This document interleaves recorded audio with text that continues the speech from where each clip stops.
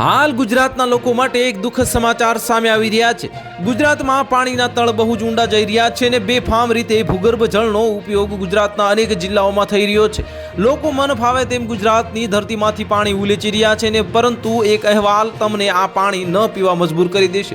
પરંતુ હવે એક ચોંકાવનારો ખુલાસો થયો છે। ગુજરાતના અનેક શહેરમાં ભૂગર્ભ જળમાં નાઇટ્રેટનું પ્રમાણ મળી આવ્યું છે।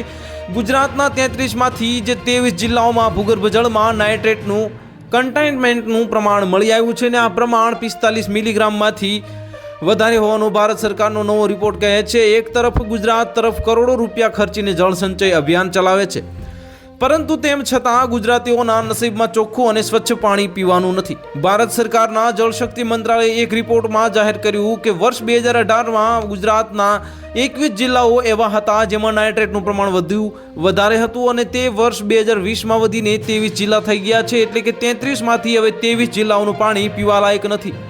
આ જિલ્લાના ભૂગર્ભ જળના પાણીમાં નાઇટ્રેટનું પ્રમાણ વધારે છે।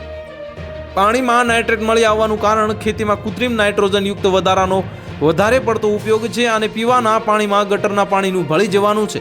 આવું પાણી પીવાથી માણસને બહુ જ ગંભીર સમસ્યાઓ થઈ શકે છે। નાઇટ્રેટ વાળું પાણી પીવાથી ગેસ્ટ્રિક, કેન્સર, હાઇપરટેન્શન અને તેના જેવી સમસ્યાઓ થઈ શકે છે। તો હાલ માટે આટલું જ। મળીશું નવી અપડેટ સાથે। જો તમને અમારા વિડીયો પસંદ આવતા હોય તો વિડીયોને લાઇક કરી દેજો, ચેનલને સબસ્ક્રાઇબ કરી બાજુમાં આવેલા બેલ આઇકનને દબાવી દો, જેથી તમને આવા સમાચારની અપડેટ મળતી રહે।